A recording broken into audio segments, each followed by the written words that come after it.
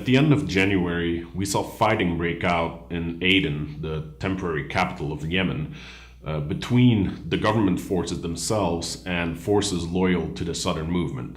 On January 28th, the first day of fighting following larger protests in the city of Aden, we already saw the Southern resistance forces take control of the central Kormaksar district of Aden, as well as the airbase, which is a vital piece of infrastructure in the city. On the second day, we saw the Southern resistance take control of more parts of Aden, including several military bases and even the presidential palace. Perhaps more importantly, on the same day, we also saw a lot of reinforcements from other fronts within Yemen arrive in the city of Aden.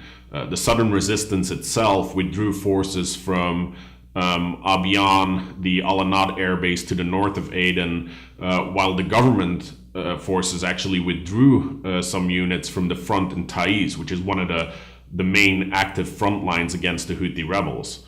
Now, the withdrawal of these forces, of course, is a major risk, as it weakens the ability for these government forces and their allies to actually withstand any potential Houthi counteroffensives.